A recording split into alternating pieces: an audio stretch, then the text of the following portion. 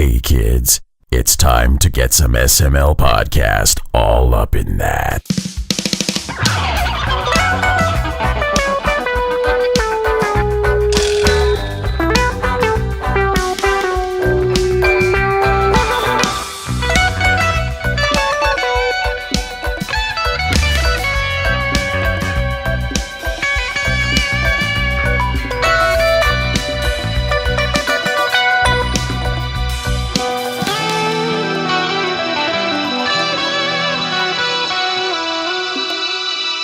What's up, everyone? This is the SML Podcast. We are back after our holiday break, and joining as usual is Cole. Cole, how are you doing?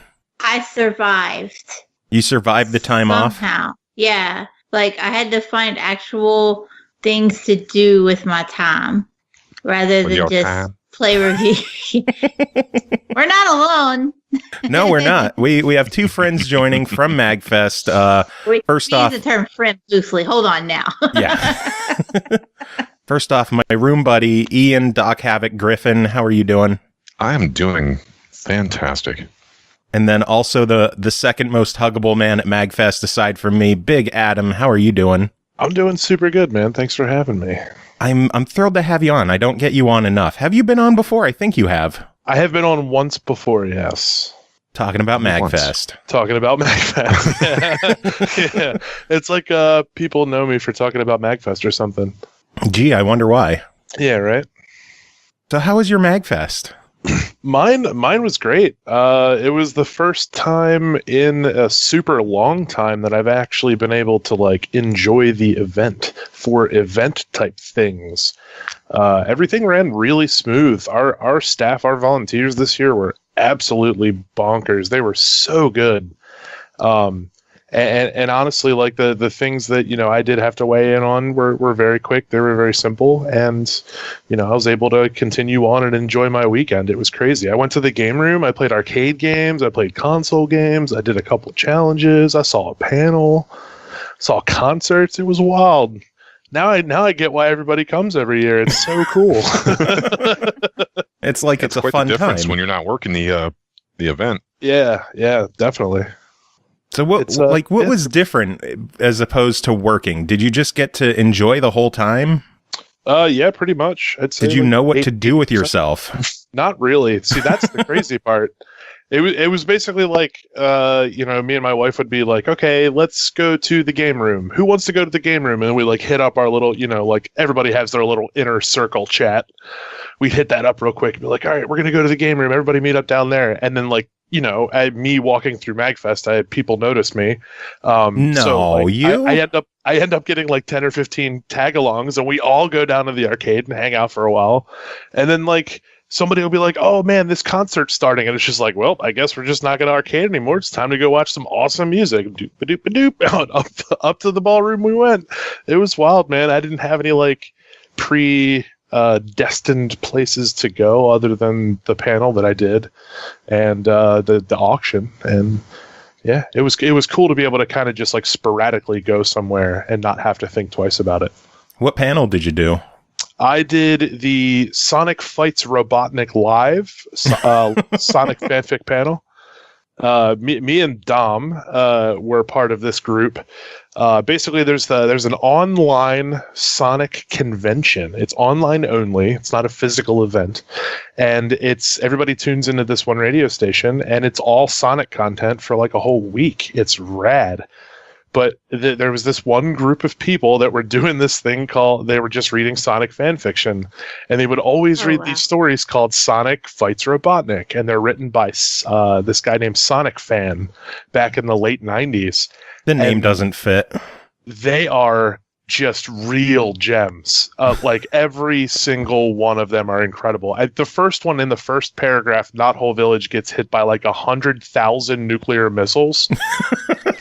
That's Only the 100,000. first paragraph of the first volume. There's 9 volumes. Oh my I god. was hoping that was gonna devolve into penises, like they would be penis-shaped missiles or something. Now I'm a little disappointed. Yeah, because I heard a certain genre of Sonic fan fiction is pretty infamous.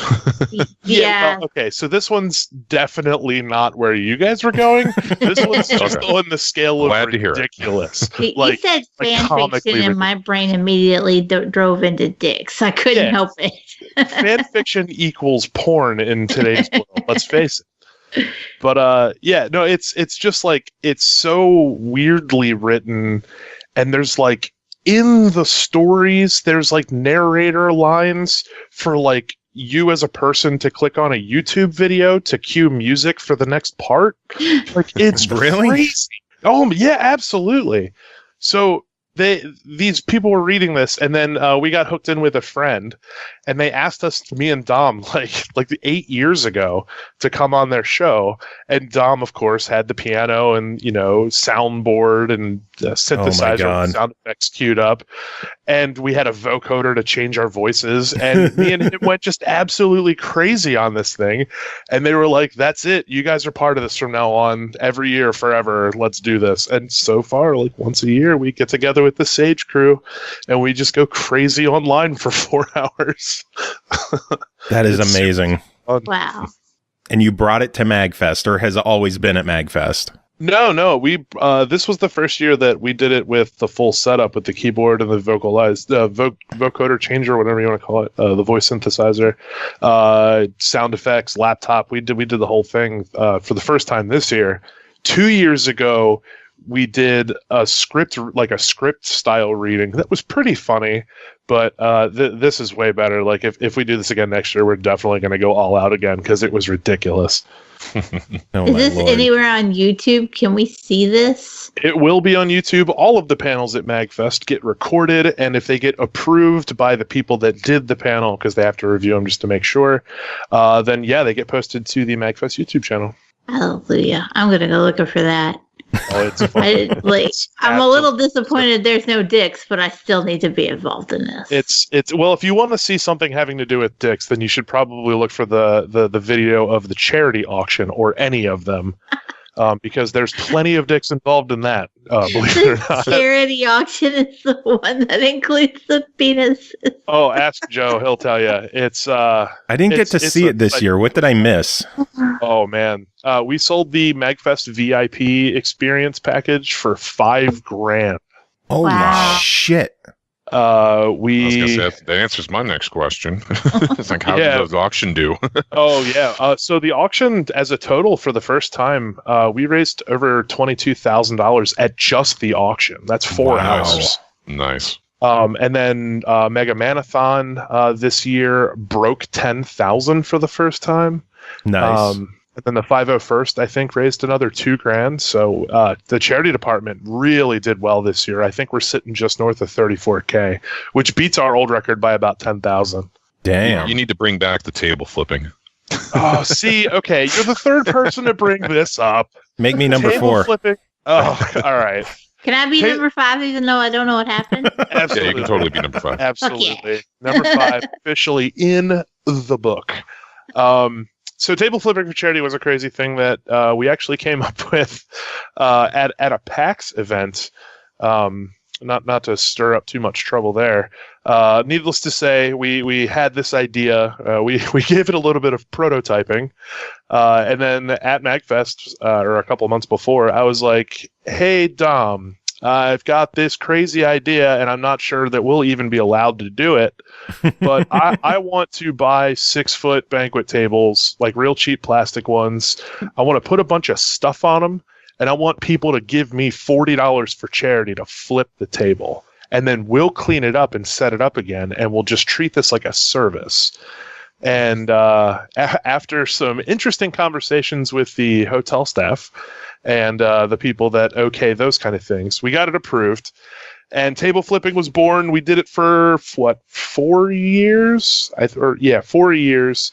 And the first year was super great, right? We raised like $7,000 through the weekend with table flipping. But which is crazy when you think about it. Yeah, like it was bananas. We were like, people were giving us like $200 to like put a bunch of crazy stuff on the table, and then like somebody would give us like $250 and we put two tables on top of one another and they could flip both of them at the same time.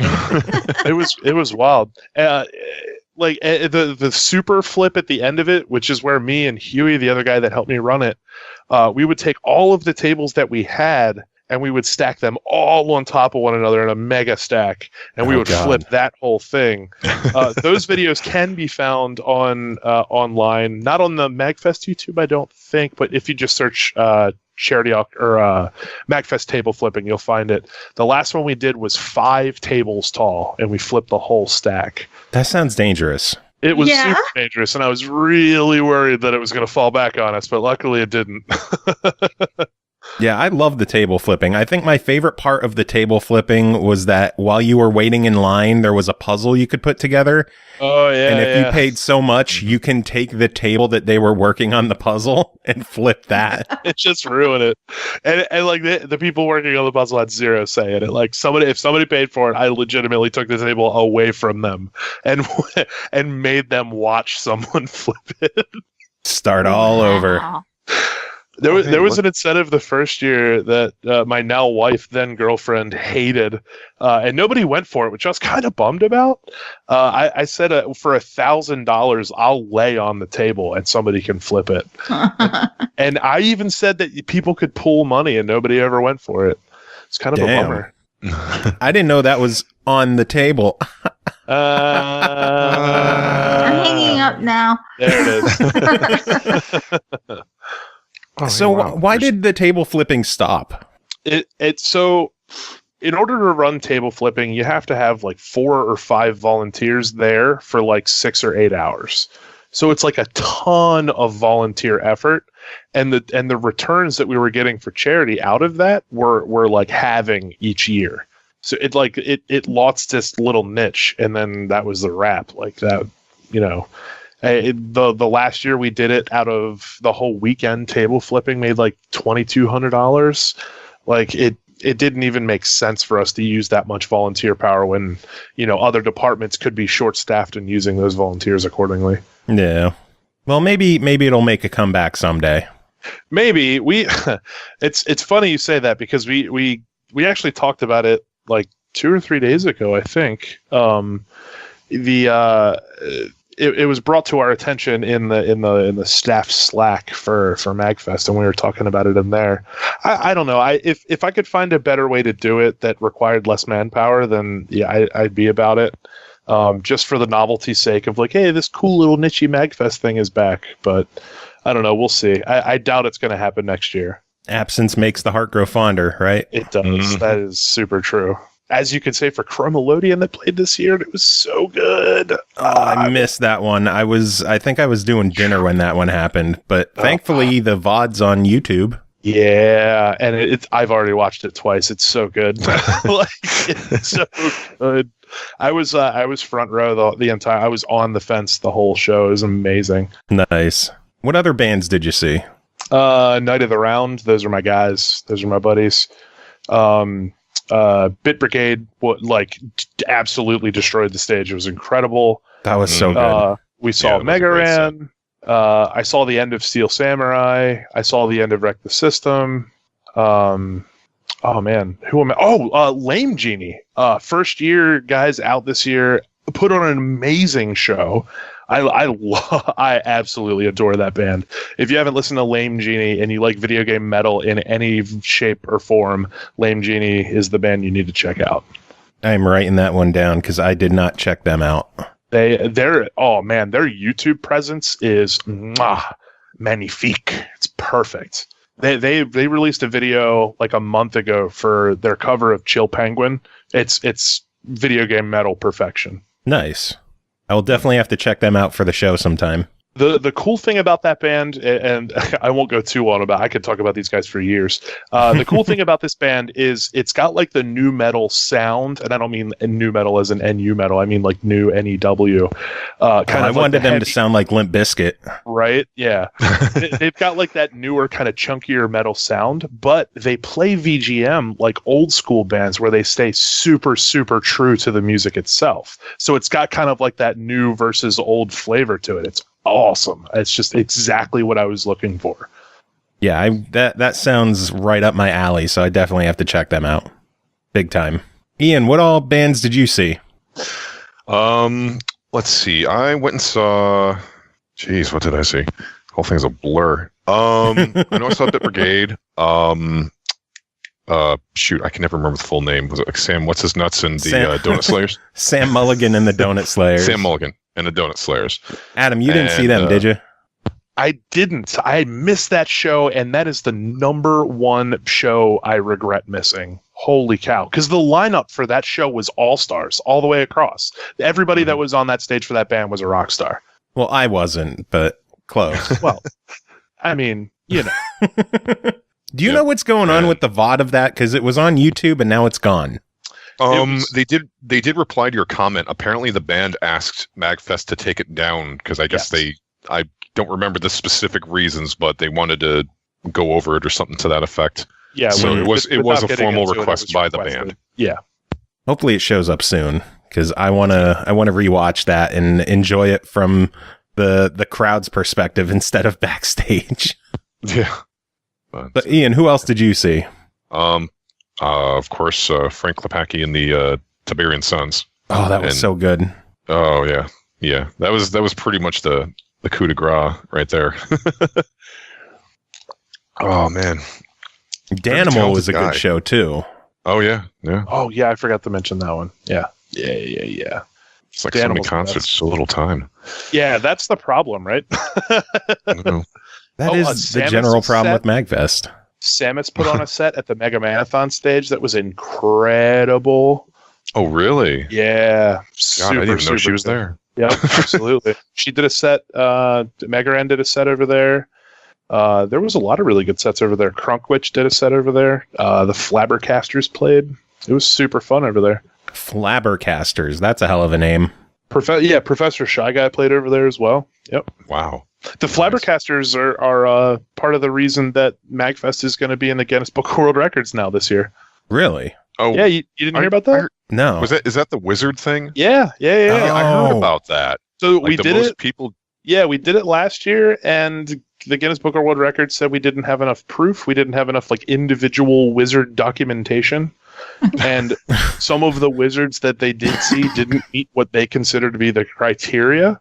So this year, the people that organized all that at the Mega Manathon stage, they hired photographers. They had a checklist of all the things that you had to have, no questions asked, before you were allowed to be counted as a wizard. Like what? You were then, after being registered, you were then sent to the photographer, and free of charge to you, you were taking a picture individually from 2 different angles for proof. Wow. And then they took a single video of the entire crowd 4 or 5 times over. Okay, so out of curiosity, what does one need in order to be recognized as an official wizard? So they need to have, they need to have a cape, they need to have a beard, they need to have a hat, and they need to have a staff or scepter or wand of some variety. And then not a cape, a robe is what I meant to say. Okay. Huh. So it has to be all dude wizards? Yeah, so I think the beard thing doesn't apply for women or people identifying as. Okay. I was going to say, that sucks. Well, yeah, that would be but okay, we're good again. Yeah. Congratulations on your world record. Yeah, I'm only in it because of the word MAGFest. I had nothing to do with the setup. That was the Brothers Grimm cosplay that set all that stuff up. Those guys are awesome.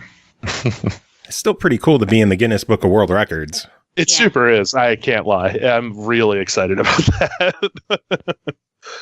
So is MAGFest as a company in there, or is it just the event that's in there? How does that work? It's going to be just as the event. Mm. They're going to get the credit for it, but it's going to be also credited to happening at MAGFest. So that's and that's the way it should be, because they earned it. Indeed. It's their record. I mean, yeah, if they did the legwork, they should definitely get the credit for it. Oh yeah, 100%. And if even if they were like, no, it should go to MAGFest, we're like, no, it's going to your cosplay company because you guys set it up. Like, we didn't put any legwork into it. We just said, yeah, sure, go for it. And we provided like a touch more security just to make sure that large of a gathering of people was cool. But past that, we did nothing, you know? Damn. I can just imagine if there'd been beef between two wizards. Oh, yeah, it would have been ridiculous. Let's just start casting spells at each other. It was super fun over there. Everybody who registered as a wizard got like Mardi Gras style beads, and they had a bunch of like really good like Crunkrich was playing, and like I said, the Flabbergasters played, and there was just a lot of good, really dancing music. Everybody had a super good time. It was awesome. That is awesome. Fantastic. The crazy shit that happens at MAGFest is just, it blows my mind. Yeah. Like, I always hear you guys talk about MAGFest, but I've never been. And so, like, when That's you gotta come change back with next these year, by the way. stories, I know. Well, I always hear the stories, and then I'm sitting here going, never in a million years would the shit y'all talk about happening at MAGFest be what I think of if somebody said, hey, I'm going to MAGFest. That's fair. That's super fair. And you know why that's really cool too, is because MAGFest isn't like, people don't come to MAGFest solely for the reason that we're a video game convention. Because if they did, it would get pretty old pretty quick, right? Because we're playing retro games, and while there is a fan base for that, I don't know if it's like considered a quote unquote mainstream fan base. What a lot of people come to MAGFest for, or continue to come to MAGFest for, is the community. And the community is always doing completely off-the-wall stuff that it's impossible to anticipate. And, like, the community is what builds these, like, crazy friendship. Like, I've met people that I would have never met. I met Joe because of MAGFest, and I would have never known him. How many years ago was that? 13 years ago. Because of a video game convention that I found out about online through a girl that I was dating at the time. And I had never been to a video game convention before. And here I am booking a hotel at the Sheridan Premier in Tyson's Corner, Virginia, going to MAGFest number 5. You know, what a crazy ride it's been since that day, huh? Dude, it's been a crazy ride since the beginning. It's nuts how big it's gotten. It's like, I feel that way, and you've got 5 years on me, so I can't even imagine. Yeah, Ian has it too. Ian's another lumberjack. I remember back in the day when the arcade and the consoles could fit in the panel room. Get the hell off my lawn. Not only could they had to. Yeah, pretty much. Yeah, the growth of MAGFest it blows my mind how big the thing has gotten. It blows my mind too, and I even get to watch the graph go as, you know, the registrations come in and the hotels come in and all that stuff. And it's, you just like watching the attendance numbers go higher and higher, and where it sits above where it was the year before. It's crazy. Like, everybody told us that when we went to the Gaylord that we were crazy because that venue jump was huge. And you know what? They were right. It was crazy. It was a major risk, but because of that family feeling, because of the fan base that this event has, we were able to make it work because so many people came out to support it. You know what I mean? And that's like the coolest thing about MAGFest. That's what I love about it so much, is it's so community driven that there's just like, you don't have to worry about all the stuff you have to worry about at other conventions. We're not going to shove ads down your throat. We're not going to push you in a direction that you don't want to go. We're not going to have content that's super, super linear. You're going to come, you're going to see some cool stuff on our schedule. You're going to see some cool bands you want to see, and you're going to meet 10,000 of your new best friends. Only 10,000? Yeah, exactly. Right. Only 10,000. Exactly. What was attendance this year? I think Paul was saying it was like 22. Yeah, it was just north of 22. Jesus. Yeah, right. Where does it go from here? That's a good question. That's a super good question. We're hanging out at the Gaylord for a while. We've got a contract with them for a couple of years yet. I mean, you know, we've never stopped looking around. we've never halted just because we've been with the Gaylord for so long, and we love it there. We really do. They treat us great now. They're amazing to us, and everybody in National Harbor is super cool. Well, you sell out the entire harbor in like an hour. Yeah, pretty much. Yeah. Yeah, just you're giving me like flashbacks to September. Yeah, so like it's really cool, but like just because we have those standing relationships, it would be really stupid of us and really irresponsible as a company to not keep researching other options just in case something crazy happens. The obvious move would be like seeking out a convention center, but then you have to weigh out things like the 24 hours. To me, my personal opinion is it's not MAGFest if it's not 24 hours. Exactly. And I will hold that value until I can't speak it out loud anymore, and then I will button mash it into my computer until the day I die. Like MAGFest, as long as I have any kind of say in it, will be 24 hours. If I can't be up at 5 a.m. and have that itch to go play a game and be able to, what's the point? Exactly. That's how I feel. If you can't get done partying with your friends, but you've still got that little shot of adrenaline, that little energy boost that you need to just work out before you go to bed, it's 3:30 in the morning, you're at home, what the hell are you going to do? You're going to sit down in front of your computer, do the same old, or are you going to go hang out with 10,000 people in the arcade? I'd much rather go to the arcade. Oh, yeah. So sleep is for the weak. Right. See if we can find a dozen other guys and hit the BattleTech battle pods. Exactly. But no, like I was saying, haven't done the those. The obvious move for us would be to go to a convention center. But again, there's the pluses and minuses of that. Going 24 hours at a convention center is possible, but it's insano expensive. I'm talking on the counts of millions with an S per day. Shit. Yeah, because you have to have everyone on the on the clock. Yeah, and you have to pay for their union overtime, which is double time and a half when working overnight on a weekend. Yep. Yeah, so it's banana pants expensive. Yeah, especially riding on the coattails of New Year's. Exactly. So the one thing that we've been exploring for a long time now, the last 4 or 5 years, is rather than growing vertically anymore, trying to grow a bit horizontally. And we're doing that with expansions to BitGen, with MAGWest, with the Mag Labs events, Mag Stock, exactly. Other events that we have throughout the year to kind of spread the love a little bit. And it makes it more fun for attendees because you don't have to go that long between events, True. Very true. I do have to take a second to give a quick shout out to No Time for Games for dropping 400 biddies. Happy New Year to you too as well. Thank you for that. You are appreciated. Thank you, No Time. Heck yeah, thank you. That's awesome. Love them biddies. Oh, they're so shiny and pretty. No Time's been holding on to those for like the last 3 weeks. I don't know what to do with myself. The morons aren't streaming right now. I needed that time off. Having 2 weeks off for MAGFest. It was so refreshing. I was originally going to take another week off, but we have an interview next week, and I figured I need to have some kind of show talking about MAGFest. I can't just go away for 3 weeks and not talk about MAGFest. I need to talk about fucking MAGFest. I was going to say, I'm pretty sure that's written in your literal DNA. Yeah. First rule of MAGFest is always talk about MAGFest. Talk about it constantly. I think I've annoyed so many streamers by asking them, are you going to MAGFest? Why aren't you going to MAGFest? PAX is for bitches. Go to MAGFest instead. Wait, do you want to be treated like a zoo animal or do you want to have fun? Come on, let's party.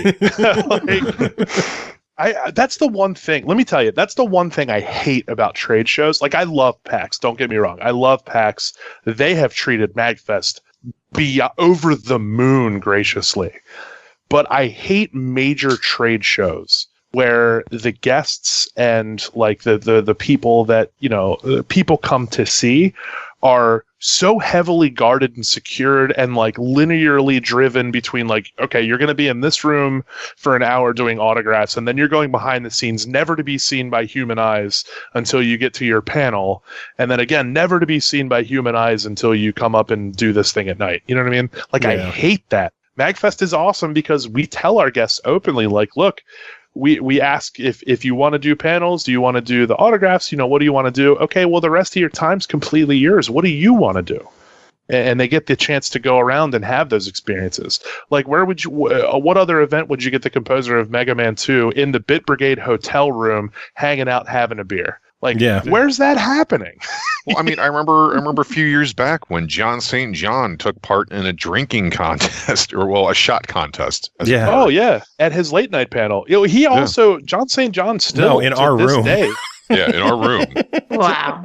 To this day, he holds the MAGFest record for most room parties attended in a weekend. Oh Jesus! What's 41. the number? 41. 41. God damn. He had at least one drink in every room and stayed for at least 10 minutes. Those were his rules. Damn. He hit 41 room parties, said he'll never do it again. When's he going to be back? Right. I don't know. I'm not in the guest department. I don't make those calls, unfortunately. What calls do you make now? All the ones that no one else wants to. And I obviously, I help with charity department decisions. But even with that, my wife Ashley, little Steve, and medium Justin. So now we have Big Adam, medium Justin, little Steve, and then my wife Ashley. The three others tend to run the department pretty much year round, and they just kind of ask me for my opinions on things. Which is pretty cool, and I help them with the purchases and stuff because I have the company card. Nice. And then, I host the auction with Dak, of course. I just got to know who I have to blow to get the 1-ups back to MAGFest. Oh, man. I briefly talked to William about that on Sunday night. I don't know, man. I also don't have any say in music. I actually, very on purpose, stay as far away from music department choices as I can, because I mean, as you know, my time in MAGFest, most of it was spent hanging out with the bands because a lot of them were from Baltimore. They were actually just my buds from home. So Nice. I spent a lot of time with the bands, hanging out all the different musical acts. And I feel like that I'm too friendly with any of them to be like, sorry, man, you can't play the biggest video game music festival in the world this year. Sorry. Like, no, I don't want to be that guy. Let the music department handle that. Yeah, no, that makes sense because you don't want people thinking that you're therein for the event. Yeah, and then when you have to say no, then yeah, I'm the bad guy, right? And I mean, it happens since I was elected onto the board of directors. It happens a whole lot. It's like I know that this thing, but do you think you could pull a string here?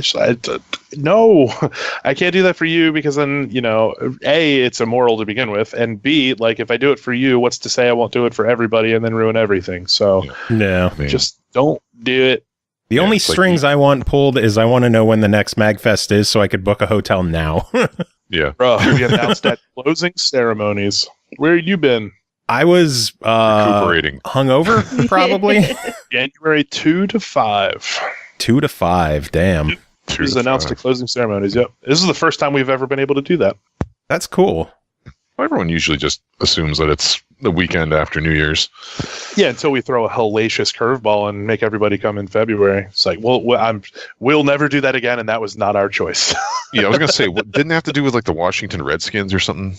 No, it was some kind of big money event. I have no idea what the affiliation was, but they basically, I think it was something political related, and they needed the space, and we were offered a buyout for our weekend for a lot of money, and essentially paid for the ability for us to have a moving company help us get in and out faster because the weekend we got had shorter load in load out times. So basically, we ended up evening out. Yeah, that works. So yeah, it was cool. It was weird having it in February. The whole year felt off. Yeah. Again, I still feel weird doing it in January. To me, MAGFest is still a fall thing. Yeah, it's still in October. No, not anymore, and it hasn't been for a very, very, very long time. I know, but I'm stuck in the past. It hasn't been October since 3? Yeah, something like that. Exactly. Yeah, that's right. Why the January timing for it? Because January is the time that no one wants to get a hotel. And that's back in the day, super honest answer. And back in the day when we were all poor college students, that was like the tail end of winter break, wasn't it? Yeah. So generally. It kind of aligned with that for exactly, like the college and like high school and, that kind of crowd for school break. But honestly, we, for a long time we would just go to hotels and just be like, hey, we do this big thing. When's a good weekend for you? And just universally, the worst week for hotels is the weekend right after New Year's, because nobody's traveling. You're done with the holiday rush. You're done with the New Year rush. Nobody's traveling. So hotels just have a completely dead week that week. So we're like, okay, well, what if we sell out all of the hotels in your city? Boom. We get the hotel space. We make them a ton of money. And we get the convention space and the hotel space for a whole lot cheaper than we would have in an in-demand weekend. Yeah. So it's really an affordability thing. Yeah. Although I always love the initial skepticism of a new location. It's like, yeah, we have this big thing, and we could kind of sort of sell out your hotel. Oh, really? Yeah, we'll see about that. Yeah. 3 years later, hey, when are you guys coming back? Right, and that's how it was with the Gaylord, man. It was just like, yeah, we do this event. It's pretty big, but like we don't know what it can be because last year we had to cap it. It should be pretty big. 3,000 at the Hilton. Yeah. It's like, it should be pretty big. That right? Yeah, okay, let's try to do this. And then we did it, and it was great. And then we did it a year later, and they were like, whoa, your guys' growth is ridiculous. How about we talk about future plans? Like, yeah, shut up and take our space. Yeah. So... I would have thought that like the weather would be an inconvenience more than anything at that time of year. Last year we were coming out of a blizzard. Yeah. Or it's snowy. There have been some good, like this year was amazing. Oh, this year was amazing. Like, yeah, it really was. Every day it was perfect. Yeah. But I remember there were some years where like I remember like ice frosted all over the sidewalks and it looked like it was about ready to turn into Planet Hoth. But was that 3 years ago? The first year that they did the Mag Prom with the one up, obviously with the one ups playing it, right. That the ice storm happened that night. Oh yeah. That was it. Yep. Because I remember Tina hurt her hand on a wheelchair and I ended up going to the hospital with her and we couldn't get a taxi back to the hotel because of the snow. So one of our friends left the hotel and came over in his truck and picked us up. Wow. Yeah, that was fun. The worst one that I remember was Mag 9. And the reason I remember that being so bad is because most of the loadout staff, that was back when MAGFest was pretty small still. And all of the department heads didn't just focus on their departments. Like when MAGFest was over, everyone was cleaning everything. It was still super joint effort like that. And a lot of people had to bail because there was a really bad ice storm or a really bad snowstorm, something like that. And then we had our trucks at the Hilton. They kept sliding off the loading dock because the ramps were all iced up. So it was just taking forever to get everything loaded safely. We had a guy get injured that year on the loading dock. Loadout ended up taking something like 16 and a half hours. It was, God, brutal. It was absolutely brutal. I remember because the night before I had 3 hours of sleep and then I hosted the charity auction for 3 hours. We did closing ceremonies. We did feedback panel. Everybody was saying goodbyes. And then it was just loading, go. And then it was ridiculous. I got to say, I miss those days though. I miss when MAGFest was capped at 3,000. It was such a more intimate convention, but it's crazy to see how it's grown. It's really impressive to see how big it's gotten and how many people go, and especially the guests that you get now. Like fucking Austin Creed was there. That was insane. Yeah, that was wild. I was really amped about that. I'm sad I didn't get a chance to meet him because his autograph session sold out. If there's I got really lucky. I'm friends with Ran, and he was there with Ran, and I got to meet him. Nicest guy on planet Earth. I could not believe it. Oh, and you should have messaged me. His nerd cred checks out so hard. If anybody thinks that he's just a fake nerd for TV, check yourself, because he was at 2:30 in the morning playing DDR with the best of them in the arcade. Damn. He was getting it in. Yeah, it's cool that he was just walking around too. I've seen so many pictures of him just random posing with people on the show floor. Oh yeah, he's just hanging out, man. He was dressed having a up great as Parappa. Yeah. yeah. Dude, he came out on Mega Ran's set. He came out on rollerblades on main stage. It was hilarious. That's so cool. Rolling around. And then they did their opening song or their entrance music or whatever. It was pretty awesome. Oh, that is awesome. There's another concert I'll have to catch up on. Yeah, the Mega Ran concert was super good. Man, the setup this year for Mega Ran's concert was awesome too. The audio was really, really good. All the visuals were super good. We had the lasers going. The fog was going. It looked wild. Yeah, the lasers were awesome. Who was that? Christoph doing the lasers? Yeah, killed it. Absolutely killed it. Can't wait to see what he brings next year. Holy cow. I was pumped. I'm friends with Christoph, so I was pumped when I sent him a message. I'm like, hey, what are you doing for what the hell was it? 2:00 for Sam Mulligan and the Donut Slayers. He's like, I'm going to be at the Chip Rave or some chip show. And then he showed up like 2 songs into Sam Mulligan's set and he's like, fuck it, I'm doing lasers. Nice. Nice. Okay. So I called in a favor to help out the Donut Slayers. Very cool. I mean, that band is made of legends. So yeah. I love super groups like that at MAGFest. Where else are you going to find groups like that? You're not. Just like, especially like in VGM, you're not. And a lot of them, or at least the 2 really major players, or I guess 3 major players that I've ever known, all at least started at MAGFest. You know, Metroid Metal had their first show. The Super Smash Bros. Had their first show at MAG. Now you have the Sam Mulligan and the Donut Slayers playing their first show as a band at MAG. Like, nowhere else are you going to find that. And that's, again, because of the community. I can't drive that home enough. The community is everything. It's perfect. I love my MAG family to death. Did the Suns debut at MAG, or did they play elsewhere before? If I don't want to get this wrong, because Tony would be very upset with me. I'm pretty sure that they did debut at MAGFest in a Jam Space show, if I'm not mistaken. Damn. And then they did a stage 2 set when we used to do the 2 stages. Mm-hmm. And then they played main stage this year, obviously. Mm-hmm. Why did it switch from 2 stages to 1? Logistics was a nightmare. And we couldn't provide the quality of show that we wanted to provide because we were drowning ourselves in bands. Because we had to have 2 completely, separate tech setups. We couldn't make one epic setup like we always wanted to, which is why we stopped using the built-in stage, which you would think is perfect. And we started just building our own stage because we can give it that extra width and we can put extra, visuals up there and all the kind of crazy scaffolding stuff that we've always wanted to do. You're not confined by the space. Exactly. And it makes it so much more fun. This year's stage was so fun. It was really good. And it looked great. Yeah, the tech team for concerts this year, I've already told him like 1,000 times, and I gave him so many high fives after the Mega Ran show, because I actually got to watch that one from the Tech Island, and it was just, it was gorgeous. They really killed it. Our music department is just absolutely on fire. Now they just need to get the 1-ups back.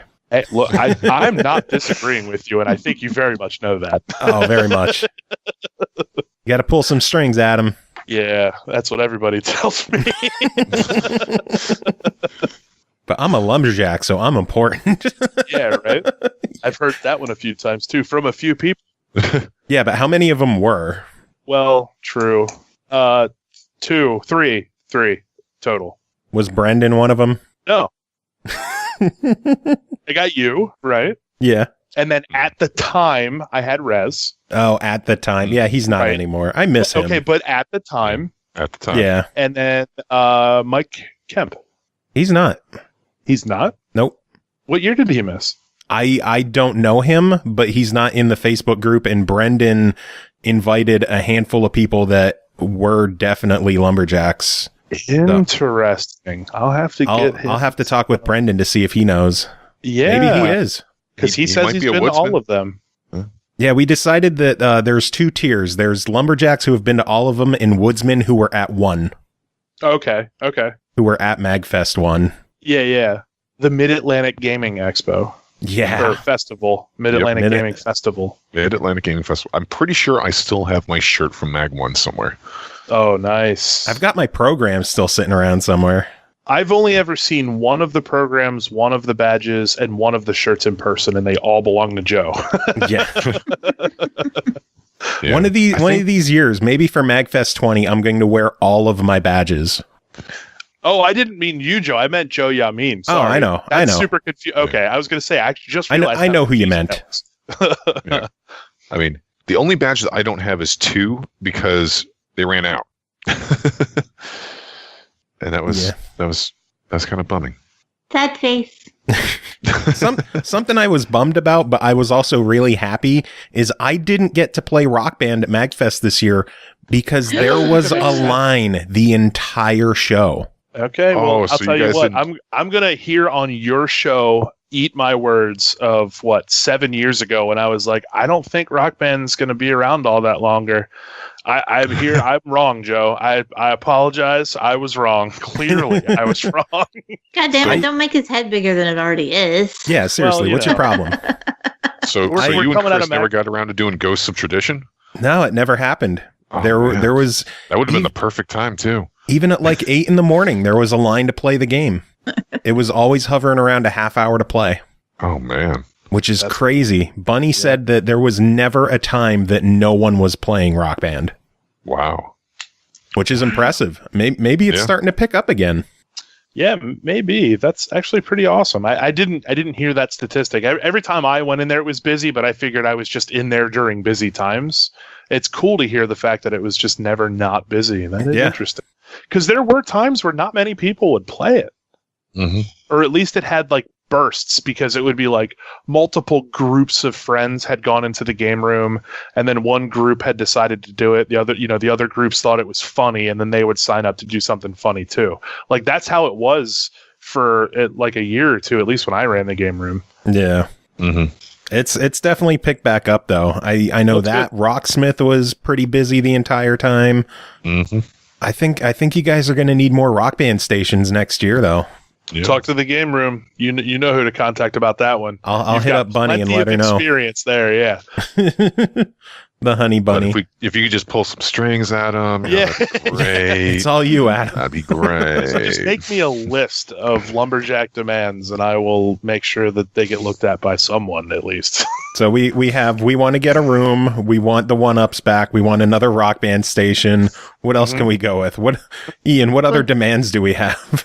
What he's not telling you is a bowl of green Skittles. Oh, right. No, that's classic. That's to be expected. Can't even be upset about that one. What he's not telling you guys is that he's going to make a trash can and tape the word someone on a piece of paper over the trash can. And that's where he's going to put he said, I'm going to give your suggestions to someone, but he's not telling you that someone's the trash can. Someone the garbage can. Yeah. Hey, that works. You're assuming that I would put in the effort to print it. It would help the joke if you did. Or I could just relabel my recycle bin on my desktop to someone. There we go. That works too. That's even better because it's more environmentally friendly. Because you know how we feel. And it's eco-friendly. Just write up a text file, put everything there, and then send it to someone. MAGFest, eco-friendly since 2004. Oh, man. Well, I know we've been chatting for a while. Adam, I don't want to take up all of your night. Is there anything? Well, sometimes. And anything else you want to discuss about MAGFest? I mean, we have all kinds of cool stuff, and we have all kinds of cool events during the year. So everybody listening should just check out our website and see what kind of our next event is, and come hang out, come say hi, ask for Big Adam. Pretty much everybody on site will know who you're talking about. Yeah, Adam is pretty easy to overlook. Yeah. Very recognizable. Yeah. Mm-hmm. How are the Ravens going to do? Terrible, because we're out, because we lost. We're losers. Oh, did it happen? Yeah, we lost. Shit, it was this weekend, wasn't it? Damn it. Mm-hmm. And I missed the whole game because I was hosting the charity auction, making money for kids with cancer in hospitals, doing the good thing, while my teams just ate shit repeatedly. Hey, at least you guys made the playoffs, unlike the Steelers. We did, just barely, and by 2 points, but we did make it. Yes. We did do it. I will hate you forever. Yeah, well, when it comes to football, I will hate you forever as well. But at least neither one of us are Patriots fans. Very true. Or Bengals fans. God. Yeah, for sure. Oh, man. All right. Well, we will let you get going. Thank you so much for joining us. Do you have any final words, Adam?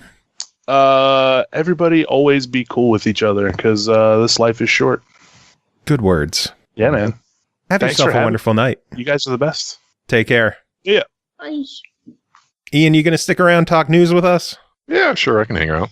Because the big news of the week, we should dive right into this. Big news of the week, Bungie and Activision are splitting up. Hell, that's like big news of the day. Yeah, it just happened just a few hours before we started to record. Bungie and Activision announced they're splitting up. Bungie is retaining control and ownership of the Destiny IP. Mm-hmm. I suspect they've had to pay a pretty penny for that to happen. Probably. But, yeah, but chances are in the long run, it's probably worth it. Oh, I'm sure. Can you imagine what kind of game Destiny is going to be without Activision and their microtransactions everywhere? No. When I was doing a deep dive on the internet about it, the general player base is looking really hopeful about it. Yeah. It's like now that Activision's not here, man. Activision is currently holding the EA banner, and that's everybody hates them. Yeah. I mean, they have pretty crappy practices, and when Bungie wasn't quote unquote meeting them, they kind of crapped on Bungie. Yeah. So they Bungie and Activision had a 10-year contract, and that was up next year anyway. Yeah, they made it through 8 years of the 10-year contract. But I suspect that, there had to be some big money involved to make that an amicable split. Yeah, just a little. I can't imagine that Activision let go of Destiny without a fight of some sort. Regardless of how quote unquote poorly it's performing. Yeah. Who knows? Maybe Activision wanted to just wash their hands of the situation as well. You never know. Because their behavior with Destiny has left a stain on their name. I mean, people don't look at Bungie and blame them for what went wrong with Destiny. It's kind of it's the same as we see with Call of Duty. No matter what Treyarch does, or no matter what Infinity Ward does, or Sledgehammer, it's always going to be Activision that eats the shit for whatever goes wrong with it. Mm-hmm. And so that's kind of the same effect that was going on with Destiny. I wouldn't be surprised if they were just like, yeah, we're done being your punching bags just to publish this. Mm-hmm. Yeah, but we can make it on our own. So I mean, as fun as it's been, we're breaking up. We're breaking up. I'm sorry. We'll just have Call of Duty coming out twice a year now. Yeah. Well, I read somewhere that that Activision basically, like, their expectation was that Bungie would be releasing a DLC or on a yearly basis. Yeah, so they've had an expansion or a game come out every year. Yeah, and if it doesn't, meet the unrealistic standards and expectations that we expect out of a AAA title, then we're throwing you under the bus. Which works. Yeah. Yeah. And it's like, well, do you want a really good game or do you want to make a lot of money? Yes. Okay, we're going to need more than a year. No. I was surprised that they didn't, and I don't follow Destiny, so as far as I'm aware of, there wasn't another company working alongside Bungie on it. It was just Bungie. Yeah, it's just Bungie. In order to keep up with the yearly Call of Duty franchise, they had to bring in a ton of different studios. There's studios that worked on Black Ops 4 that I am sitting there going, oh, who are these guys? I never heard of them. And I'm pretty good at keeping up with who's working on Call of Duty. And yet at the same time, every year, it's like they've had to add 2 or 3 more studios to each title just to keep it on schedule. And we still saw this one come out without a campaign. Yeah. Yeah. So that was kind of, that's the path they were pushing Bungie toward, where you need that yearly something, and it better be big. Yeah, I don't think Activision they didn't have. Yeah, I don't think Activision quite really wrapped their heads around the difference in developing content for a somewhat MMO type game versus just like a straight, like PvP competitive shooter like, COD and all that. And you can't just, conveyor belt crank out content for an MMO and expect it to be, fresh off the press, amazing. It requires a lot more, I don't think Activision wanted it to be amazing though. They just wanted it to be enough that people would buy it. They just wanted money out of it. They didn't care about an experience. Yeah. No, I was just going to say, that's the impression I got, is that like Activision really didn't care about Destiny or Destiny 2 as a franchise or as a property. It's just, well, how much can we milk this before cutting it loose? Yeah. And Bungie's like, well, okay, this is pretty much about as much as you're going to make under the, the thing that you have us working under. So you might as well just cut us loose now. Yeah. Okay, whatever, later. So what do you think is next for Bungie? Because there's some people speculating that maybe they'll jump back into bed with Microsoft. The question is, do they need to? I don't know that they need to, because they've got Halo under their belt, although that ship has sailed for them. They've created Destiny. If they want to go full on self-publishing, I can't imagine why they couldn't do it. Yeah. Yeah. Well, in their announcement, they pretty much implied that they've reached a point where they can just publish themselves. Yeah. So I've got the impression that they're just going to go full on solo, which is why a lot of the player base is feeling really hopeful about it, because they will have full, complete autonomous control over their property, and they can finally, sink the time, effort, and skill into making it what it should be, or what they originally wanted it to be. And, it's basically kind of getting to a point where, like, are they going to try to make more DLC for 2, or are they just going to go tabula rasa and start on Destiny 3? 3, yeah. It's all speculation at this point, but, would it be better for them to just start fresh with D3 or try to salvage D2? Yeah. But they're still going to need that income source. True. So it could very well be that it ends up being a split the middle type thing, where they have a skeleton crew maintaining Destiny 2 while they work on the side to push out Destiny 3 or whatever new title that they would look forward to. Maybe they'll make Destiny mobile. Oh God. Yeah. That's what we need. I was going to say, if they kind of go that route that you just described, like, they better be upfront and transparent about it, like saying, to everyone, like, this is our plan. We're going to put out some DLC for 2. It might not be the best thing since sliced bread, but the profits on that are going to go into our work for D3. Yeah. And, as long as they're upfront and very transparent about their course of action, then I think the player base and the Destiny community can get behind that and support it. But, considering all the things that have been and have not been done up to this point, especially under the thumb of Activision, the Destiny community is a very, very fickle group, and understandably so. True. Fickle. Fickle is a great word. It's also a great word for describing Destiny players. Any wrestling fans are probably giggling right now at me. Fickle. I don't understand this reference. I know you don't. That's okay, though. Okay. Next! Have you missed screaming next over the past couple of weeks? No, I just yell it at my kids. Just yell at your kids. Well, speaking of dicks. Speaking of dicks, honey. Look, y'all act like that's not how I carry on a conversation with my husband anyway. True. Let's see, what other news do we have? What's for dinner? Speaking of dicks. Speaking of dicks. While we were gone, the PlayStation Plus lineup for January was announced and is available now. For the PS3 is Zone of the Enders HD Collection and Amplitude. Amplitude is awesome, by the way, so y'all should check that out. The PlayStation Vita gets Super Mutant Alien Assault and Fallen Legion Flames of Rebellion, which is also available on PS4. And then the PS4 is getting Steep and Portal Knights. Steep, wow. So pretty solid lineup there. Yeah, Portal Knights is apparently okay and all well and good. I keep saying I'm going to download it for the kids to play, and then I forget because it's on Game Pass. And then I just download it. I know. I need to I'll play it with you because I've been wanting to complete that game. Is it an easy completion? I don't mean like completion achievement-wise, just like beat the game. Oh, beat it. Okay. Yeah. Sorry, my bad.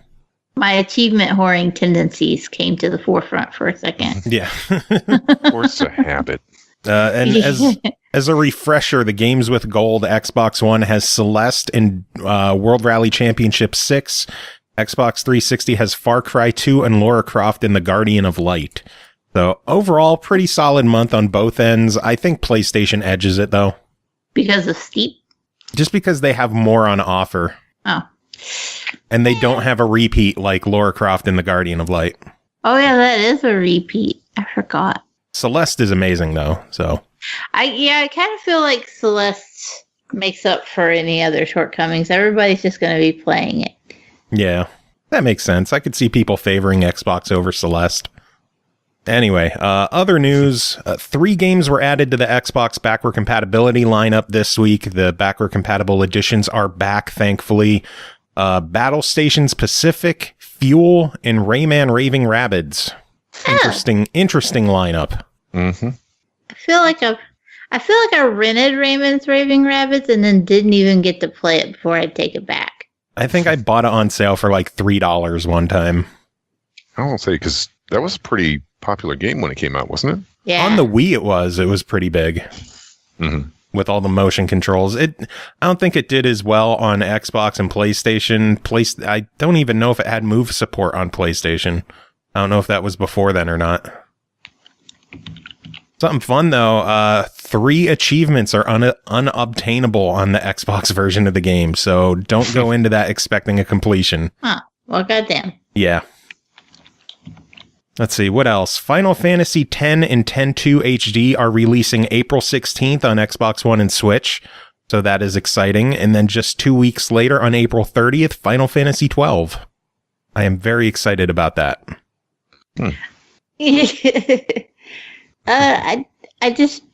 I've never gotten into the Final Fantasy games. Beyond, I played Crystal Chronicles, and that was the only one I liked. Wow. Yeah. You'll have to try 12 when it comes out, because 12 is one of my favorites. So I'm very excited about that one. The PS4 has sold over 91 million units to date worldwide. That's a pretty impressive number. That is pretty crazy. I wonder how many of those were the Spider-Man Black Friday bundles that people bought to flip on eBay. Oh, that's a good point. Because they were selling, I think, 1 terabyte systems with Spider-Man for like $199, something crazy for Black Friday. Really? Yeah, something ridiculous. And I saw pictures on Reddit of people with like shopping carts full of these systems. Not even surprised by that. Flip them on eBay. Spider-Man itself has sold over 9 million copies, which is impressive as well. That doesn't really surprise me. Everyone's been raving about it. But the puddles! Puddles. Cole, this is something that might interest you. Did you hear Ubisoft is passing on releasing The Division 2 on Steam? Instead, they are going with the Epic Store. I did. I heard that. I don't play games like that on PC. Although I did look, and oddly enough, this computer has almost enough stats to play it. My GPU could use a little work, but the rest of my computer could have run the game. But I'm a little surprised that they're just going to wholeheartedly bypass Steam. Yeah. Like, I would have expected them to be on Steam and Epic, but to just straight up be like, nah, fuck Steam. That's kind of a big deal. Mm-hmm. That's a large player base to just be like, whoop. Sorry, guys. And for a AAA title too, I hope it doesn't have a serious impact on sales. Yeah, it might. It seems Because like the a pretty big risk. The Division needs all the love it can get. And it's not a franchise I am ready to turn loose of. Well, some bad news is that The Division is leaving Game Pass at the end of the month. That is true. And so now everybody that was looking for me to help Sherpa them through the game, you have exactly 20 days So 30 or 31. Something roughly like that. a month. Yeah, you really need to get your shit together and just like don't wait on me to send you a message if you want to be Sherpa through Division. You have to Time to buckle down. Yeah, because after that, I ain't helping your ass unless you own the game. Well, good thing I own the game. Yeah, So you can Sherpa me through anytime.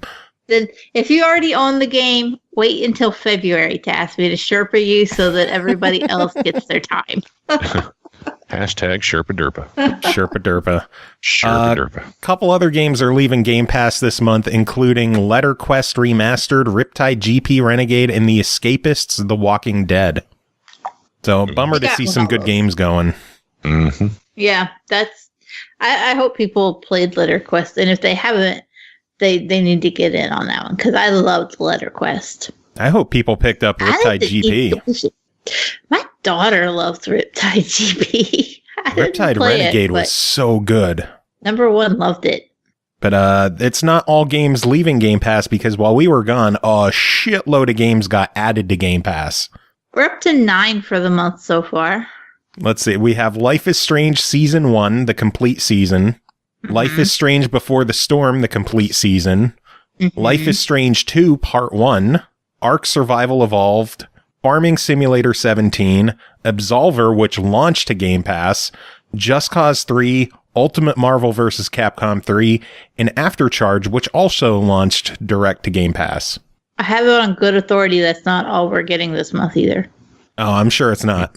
So... Any rumors that you heard? I didn't hear rumors of specific games.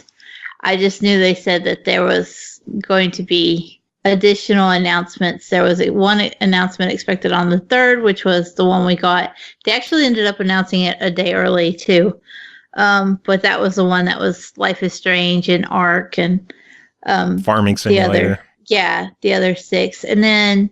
they said to expect smaller announcements throughout the month. So I would expect we're up for at least one more, if not 2. Probably. Yeah. Give me the goodies. I'm glad to see the Farming Simulator games in Game Pass. Of course you are. That sounds ridiculous to say out loud. But it's true, because they have multiplayer. And I never get to play the multiplayer.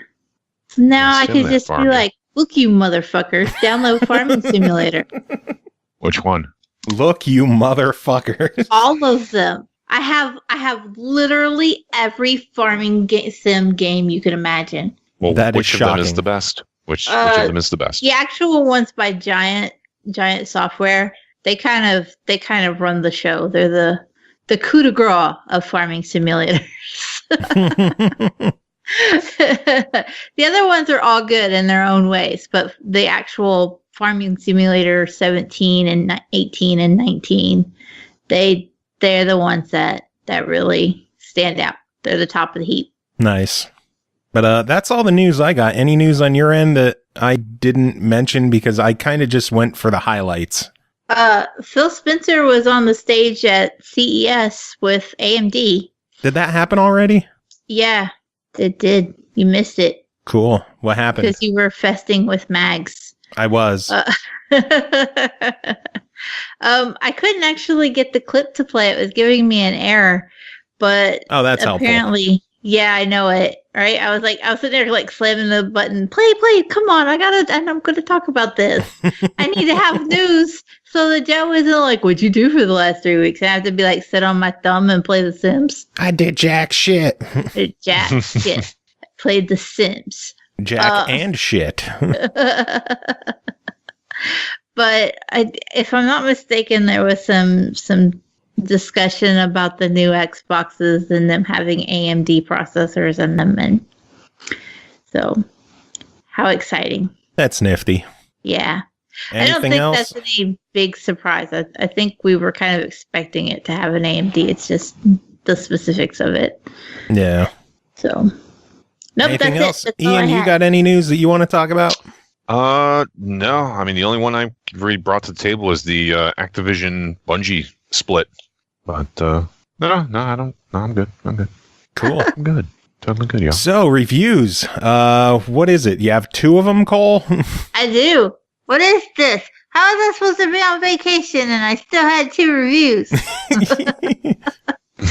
This is heavy horse shit. and then you'll have a couple for next week as well, but you got 2 to talk about. Ian, did you want to stick around for these, or what did you want to do?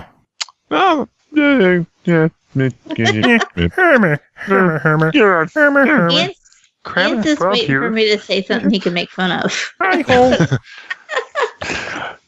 Well, I can hang around, but I mean, I'd just probably end up lurking in the background. That's fine. It's only 2 games, so. Yeah. Okay, all right, first one to talk about is called Hive Jump, developed and published by Graphite Lab, released January 11th on Xbox One and Switch for $9.99. In the 24th century, humanity is at war with a hostile alien race. Outnumbered 1,000,000 to 1, mankind's only hope for survival is the Jump Core. You and your friends assume the role of jumpers and blast your way through subterranean alien hives and chaotic run-and-gun 2D platforming action. Win the final battle against the Hive Queen to save the galaxy. Cole, tell us about it. So basically, as you just described, Hive Jump. I'm gonna make that mistake a million times because in the game they're called jumpers, and so I just keep wanting to say Hive Jumpers instead of Hive Jump. It's okay, we understand. But Hive Jump is basically just a 2D platforming, but there's a few extra mechanics in it, in that you have a jetpack and you can hover and you can kind of fly up for little distances. You really are playing as these soldiers that are taking on these aliens and just trying to explore these hives. So there's different ways to play. There's a campaign, there's an arcade, and then there's some challenges that you can play as well. If you're playing the campaign, you will start off the game with like a mini map that you have to play strategically. It is completely out of left field. You don't expect this at all because you're going into it expecting a 2D platformer, and it's like, okay, here's a map, good luck. But you have to actually explore the different nodes on the map. You will need to have some goo, which is the game's currency. Goo is only dropped when you kill aliens. So when you first start this, you can't do much except for just wait for a hive to pop up. Once you have a hive that you have found on the map, then you can jump into it. When you jump into it, it takes you to the actual hive, which is the 2D platforming level. You crash into it, and then you're free to go. You can explore it in any way that you want. You can go up, down, left, right. Does not matter. It's all up to you. You can go directions. You can go any goddamn direction your heart pleases. Hot shit. However, you're going to get lost. There is no mini-map of these levels whatsoever. There's no indicator of where you are. There's no indicator of where you should or could go. It's just explore and good luck. The upside to this is that you don't feel pressured to just get from A to B. The downside to this is that if you find something cool on your way, but then you go explore a little beyond it, good luck remembering where it was to get back. And I say there's something cool on your way.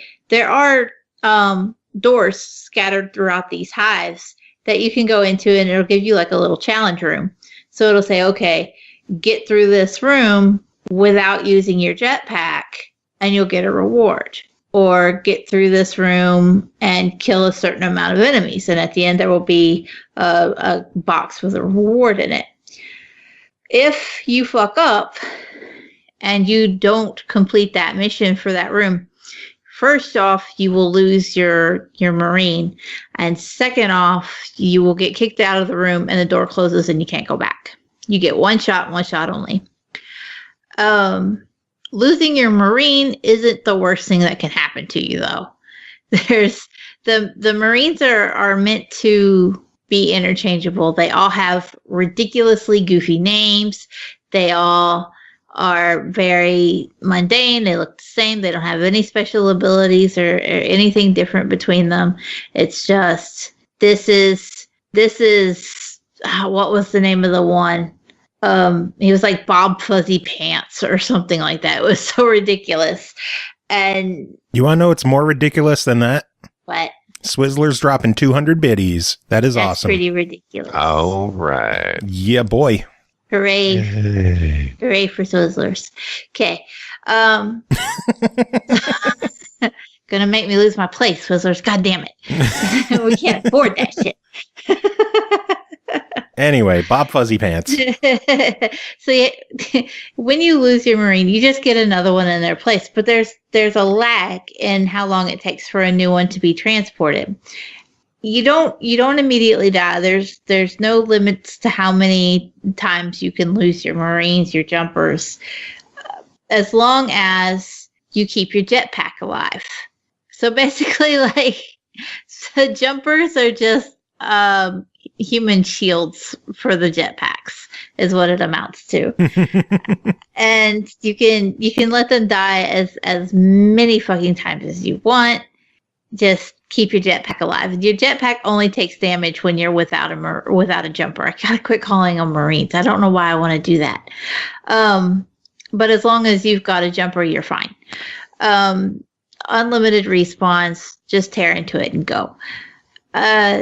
If you lose your jumper, you have the little, I want to say it's like two seconds or something. It's really not an extended period of time.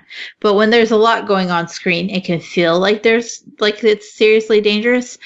The enemies can at that time attack the jetpack, and there's a life bar that will pop up in the middle that shows you, if you die too many more times and your jetpack gets hit, you're fucked.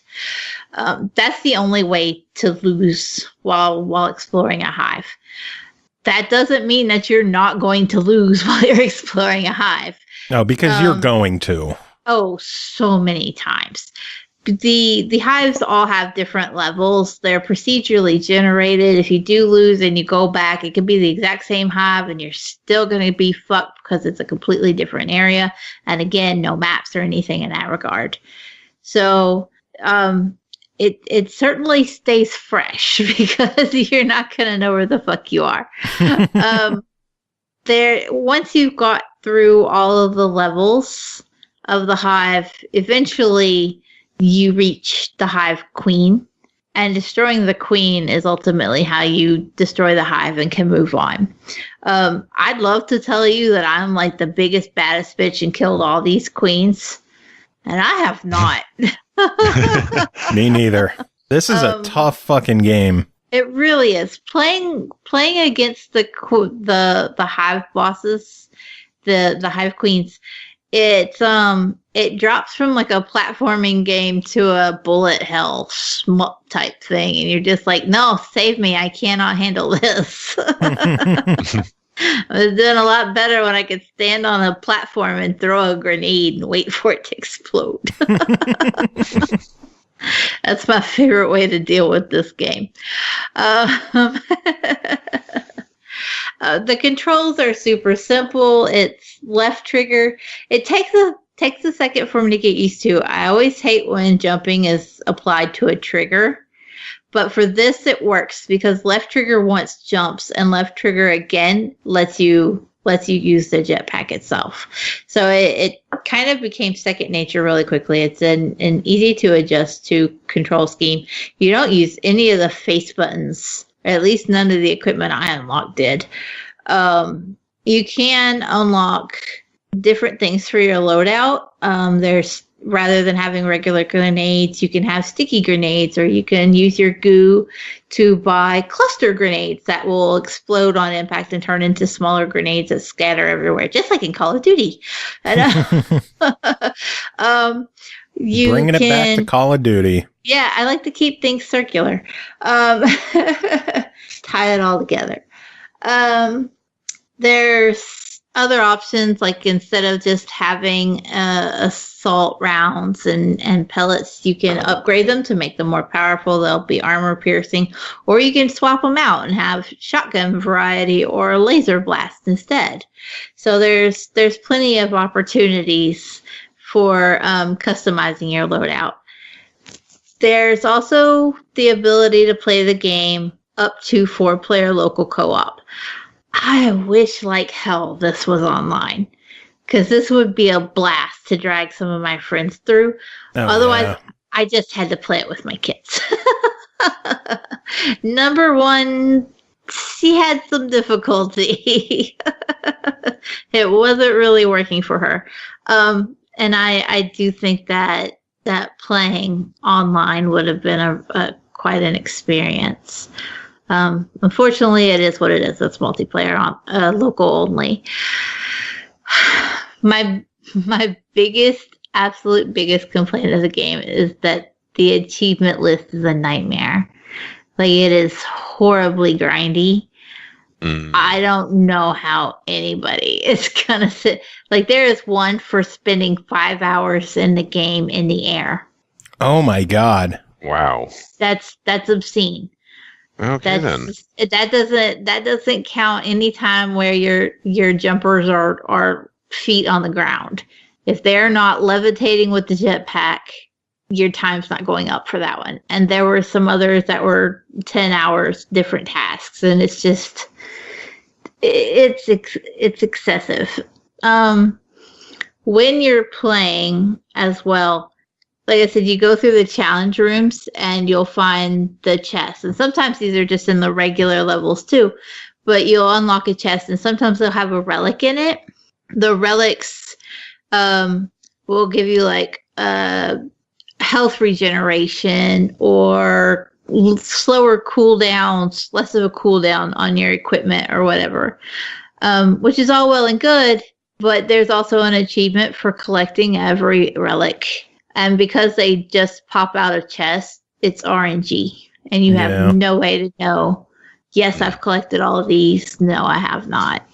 So, yeah, it's if you're an achievement hunter, just good luck. Good luck. But if you're looking for a hardcore run and gun 2D experience that you can just kind of play mindlessly with a couple of friends in the same room with you, you're probably going to have a blast. Well, then $10. What do you think?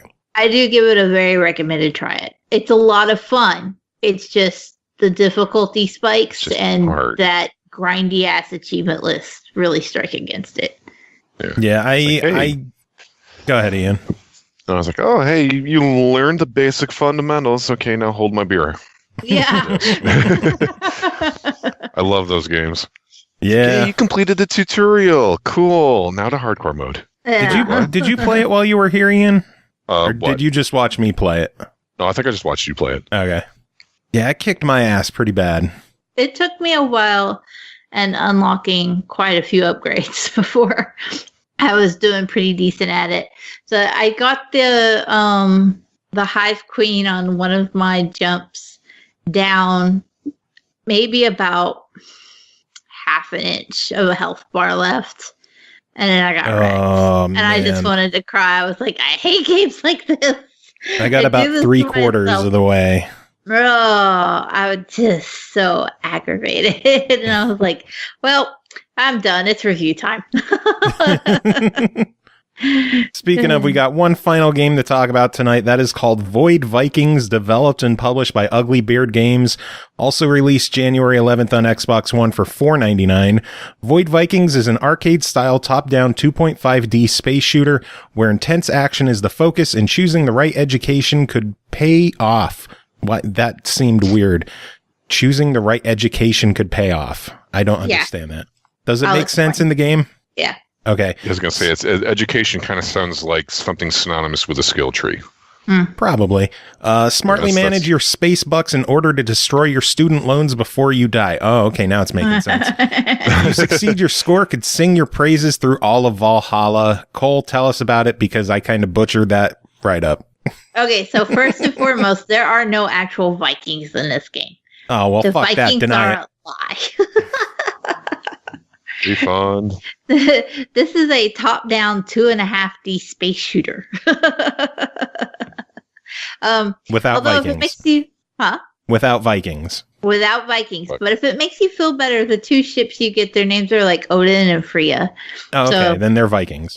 That's basically where the Viking aspect comes in at. So they're referring to the ships. Yeah. Okay, we'll let it slide for now. Okay, so when you first start up the game, you have to choose your loadout, and everything comes at a cost, including your education. So the education part basically boils down to you choosing what kind of skills and perks and benefits are going to affect your ship. You can buy some different upgrades, choosing an education that might let you have higher attack, but might cause you to suffer in the defense section a little, if you will. So each of these educations, basically, there's I want to say there was 5 or 6 different ones you could choose from, but they all had a base value. I think the one I chose was like $460, which is incredibly cheap for an education. That is the lowest student loan fucking ever. There's also some other modifications you can make, and basically they all just amount to my ship's faster, my ship has more health or whatever. You can choose your loadout, but every little thing can make that base loan cost go up or down. After you've done that, then you get to take your little ship. I chose Freya. I don't remember why I didn't choose Odin. I think it was she had better defense or something. And I was like, yeah, I don't want to die. Your loan amount is given to you, and you're whisked off to where you can choose between four different difficulties, I want to say. Maybe 5. Might have been 5. Bunch of different difficulties. You choose from your difficulties. Each difficulty takes place in a different galaxy. So, like, the highest, most difficult one is Alpha Centauri. I chose the pussy, crybaby mode one because I didn't know what I was doing and I have arthritis. Excuses. Also, I wanted to learn what the fuck I was doing. So, once you get into the galaxy, you have the option to just blast everything that's there. There's asteroids that will float around. They can't hurt you. You can't kill them. They're just for looks. It's a little disappointing because I kept trying to weave and navigate around them thinking they were going to be an issue. And then I just drove through one and I was like, aw. That was disappointing and very anticlimactic. I thought I was going to explode. I did not. Every enemy that is in your vicinity they will be off screen to start with, but there will be red arrows pointing to where they are. So you can just kind of boost around until you get to them, shoot them out of the air, and call it a day. Once you've destroyed an enemy, they will drop. They may drop health, they may drop shields, they may drop upgrade parts for your ship, and they may just straight up drop some money, which you're hoping for because student loans. Student loans. I feel like this is an analogy for something, and I can't put my finger on what it is. So, after you've destroyed all of the enemies in an area, you have the option to jump to the next segment. If you jump to the next segment, you are going to accrue interest on your loan.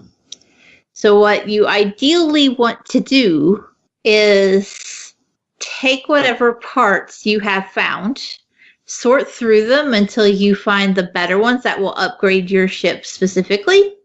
And this is where the game shines, because every piece, there's a very detailed listing at the top right hand of the screen where every piece shows you it's going to slow this down, it's going to speed that up. It gives you a straight up, this is good, this is bad list to make it easy on you. That's always good. When you finish upgrading, deciding what you're going to keep and what you're going to put on and what you're not, then you can actually go back and choose to melt down either individually or just melt down everything. I was lazy. I took the melt down everything approach. Melt it down for scrap, whatever parts that you got that you don't want to keep, and then you'll get paid for them. Nice. Now, it's important that before you jump to the next day, you make a payment on your loan. because you are going to, you're going to accrue interest, and you may find yourself having to grind away at the higher difficulties for no good damn reason, just because you owe a fuck ton of money still. So definitely take your opportunities to pay off anytime you've got them. Once you've actually finished up a galaxy, you can then choose one of the higher difficulties to take on. And you just keep working your way through the higher difficulties until you get your loan paid off completely. Once your loan is completely paid off and you've paid for your education, then you get to go to Valhalla. And this is basically the game with no limits. You get to keep whatever upgrades you've previously installed. Anything that you've bought for your education and all that goes with you. You go to Valhalla and you just get a constant barrage of enemies to take down. And you just want to go for as long as you can. And at this point, it's just a matter of earning score to get a place on the leaderboard. Last time I checked, I was number 1. Oh, wow. So come at me, bro. Bro, you will be cummed at. That sounds bad. Good luck. But I thought it was a really interesting way to make it to where it's an analogy. You pay off your student loans, you get to keep your score, right? Yeah. So it was kind of humorous, and I've had a good time, a good run at the top of the leaderboard. I fully expect everybody's going to decimate me tomorrow because I won't have to play on Super Pussy Crybaby mode. Well, then $5 on it. What do you think? Sounds like a no-brainer. I give it a buy it. It was a lot of fun. The price is good. I was surprised. I wasn't expecting it to be $5. I really did enjoy it. And it's one of those that you can just play mindlessly and just wreck things and enjoy them. So I had a lot of fun with it. Awesome. Yeah. Sounds good. Well, that is it for this episode. Ian, thanks for sticking around. Yeah, no problem, dude. Anything else you want to talk about before we wrap things up? No, not really. Is there anything you want to ask me to say before we... Is there anything I want to ask you to say? No, I think I reckon everything's good on this end, yeah. I'm all fine with that, you know. No time earlier enjoyed your hives. What I say? Oh yeah, hives. Hives. Yeah. Hive Jump. Said hive. I wasn't even thinking about that when I was saying it, but yeah, I guess I do say that one funny. Hives. Swizzler's dropping an extra 50 biddies, so shout out to Swizzlers once again. Yeah. Yeah, recording saying dropping bit. Oh, that's different person who says dropping bits. That's George. Yep, that's George. You could try it though. But me? Yeah. I have your stream muted, so I don't even know what the notification sounds like. Oh, I don't have a notification. Oh. That's the problem. I don't have a notification, and I think I'm being forced into making a notification sound for when bits get dropped. We need all your guests to say it their own way. So no, dropping bits. That's what you got to say. Oh, okay. Dropping bits. Nice. Oh shit! We're just gonna record everybody saying that, and then have a great bit off, and let everybody bit off. Bits of steel, bits of steel. Dropping bits, dropping them biddies. The joke is that George, there's a porn star that he likes who says dropping loads. What the fuck is his name? Is it Nick Manning or something like that? It's just like dropping loads. So when George was on doing a review of what was it, Bard's Tale 4, someone Swizzlers dropped bits. Dropping biddies. Dropping bits. So I got to get George to record himself screaming dropping bits. Tiggle biddies, dropping loads from Lyos Van Hun. Dropping loads. Right. Pretty sure that the terms of service violation. All right. It might be. We should wrap this up before we get shut down. Yeah. I do love them biddies. So music this episode, I got bored and I ripped all of the songs from Frank Klepacki and the Tiberian Sons. 2 hours later. So I'm going to play a couple of songs from Frank Klepacki and the Tiberian Sons from MAGFest. Nice. All right. Yeah, I was totally listening to that the other night. It sounds so much better than it did live. It does. I mean, not to poo-poo on the guys that, did the tech work and the sound design and everything. But then again, I mean, that's always the nature of live versus, direct recording. Yeah. But we're going to rock out to that. Ian, do you have any final words to end the show? Drop in biddies.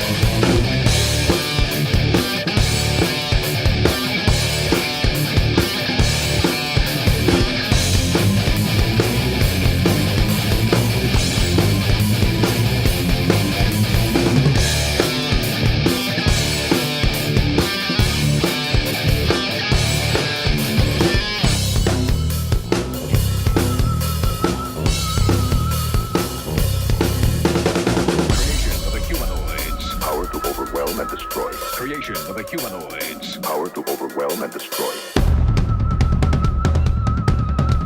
The product of a tortured brain.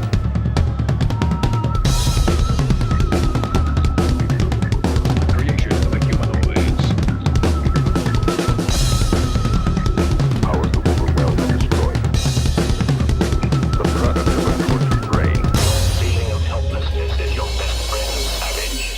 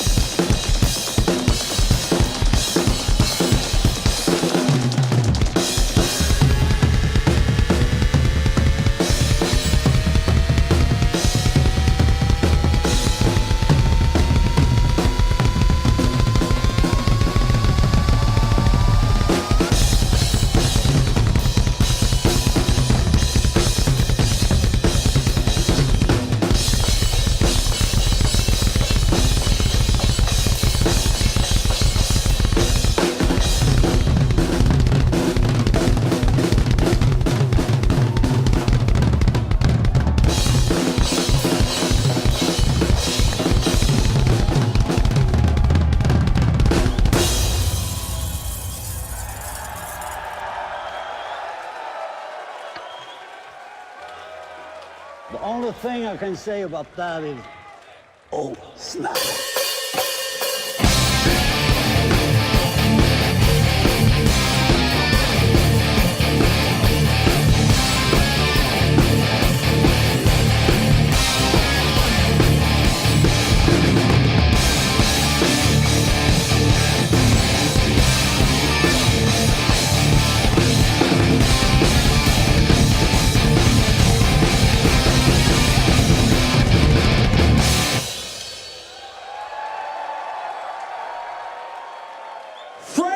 Klepacki, ladies and gentlemen.